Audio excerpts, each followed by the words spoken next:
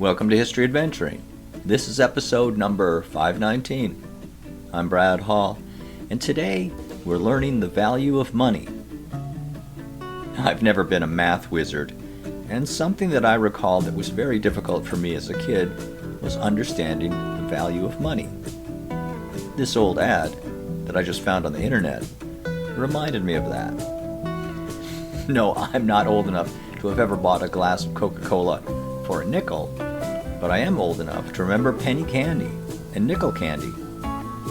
There was a drugstore not far from my elementary school where we kids would go buy candy, and the nice man behind the counter would often ask us how much money we had so he could help us figure out how much candy we could buy. And he probably was a nice man, but the whole thing made my little brain suspicious, so I set out to learn the value of money. At that age, in the 1960s, I knew that 5 cents would buy me a lot of candy, and a dime or a quarter would buy me enough candy that I could get sick on it.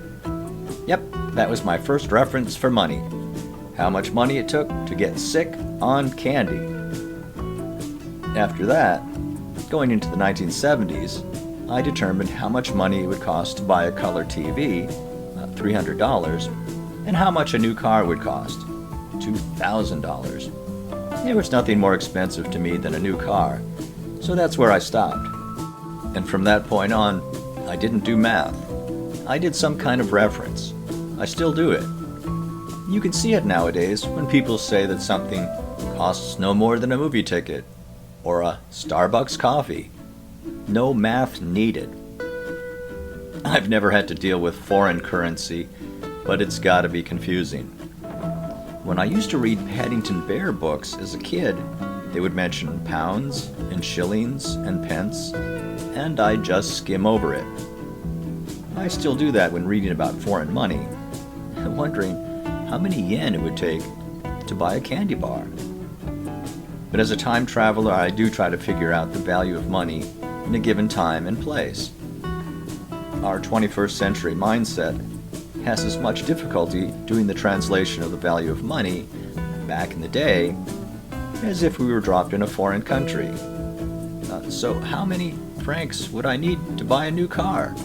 A color TV? By the way, nowadays, the price of a color TV, high definition and everything, is the same as it was when I was a kid in the 1970s, because technology has changed. Cars are more expensive, and it often shocks me to see the price of one of those big pickup trucks that go by me all the time here in the Phoenix area. Well, the best that I can do is to make an educated guess, and my best guess is that when that ad was painted on the wall, 5 cents got you a 6-ounce glass of Coca-Cola at the soda fountain. Yes, they were served in tiny glasses like that. It was expensive. If I were to time travel back to those days with my wallet, I'd carry a big gulp cup, throw down several dollars and say, "Fill it up," to their astonishment. This has been History Adventuring. I'll talk to you later.